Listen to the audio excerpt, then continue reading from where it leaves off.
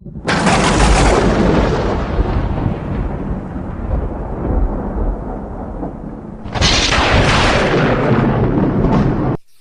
بھائی نے پوچھا ہے کہ کیا مرنے کے بعد روحیں گھر واپس آتی ہیں؟ کبھی کبھار ہمارے گھروں میں روحیں آتی ہیں۔ دیکھیں، ایک انسان جب وفات پا جاتا ہے تو وفات پانے کے بعد اس کا دنیا سے تعلق کٹ جاتا ہے اور وہ اب دوسری دنیا میں جا چکا ہے۔ اس دوسری دنیا کو برزخی زندگی کہتے ہیں۔ برزخی زندگی کے احوال بالکل الگ ہی ہیں، اور موت کے بعد اگر ایک انسان گنہگار تھا تو اس کی روح سجین میں رہتی ہے، اور اگر ایک انسان نیک تھا تو اس کی روح علیین میں ہوتی ہے۔ تو اب آپ سوچ سکتے ہیں کہ اگر گنہگار تھا، فرشتوں کی قید میں ہے، تو کیا فرشتوں کی قید سے آزاد ہو کر اتنی آسانی کے ساتھ میں وہ اپنے گھر والوں کے پاس میں آ سکتا ہے؟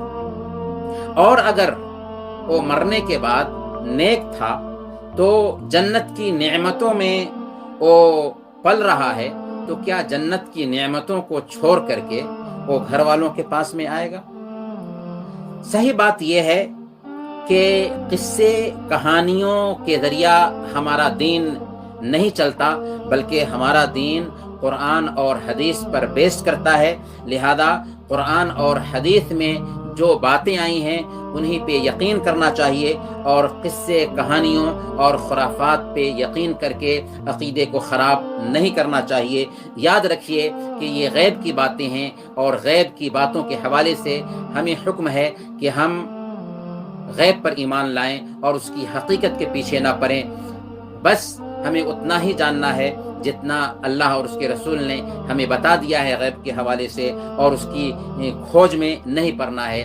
اگر ہم قصے کہانیوں کی بنیاد پر عقیدہ ثابت کرنا شروع کریں گے تو پھر ہمارے عقیدے میں اور غیر قوموں کے عقیدے میں کوئی فرق ہی نہیں رہ جائے گا۔ آپ تصور کر سکتے ہیں کہ پنرجنم کا جو عقیدہ ہے، تناسخ کا عقیدہ ہے، یہی کہتا ہے کہ ایک انسان مرنے کے بعد انسانی شکل میں لوٹ کر کے آتا ہے، اس کی روحیں مختلف جگہوں پر گھومتی رہتی ہیں۔ یہ تو غیر قوموں کا عقیدہ ہے۔ ہمارا عقیدہ یہ ہے کہ ایک انسان اگر نیک ہے تو اس کی روح سجین میں ہے، اگر ایک انسان برا ہے، اگر انسان نیک ہے تو اس کی روح علیین میں ہے، اگر ایک انسان برا ہے تو اس کی روح سجین میں ہے۔ اب وہ ان فرشتوں کے قبضے سے آزاد ہو کر انسانوں کی زیارت کرنے نہیں آ سکتا۔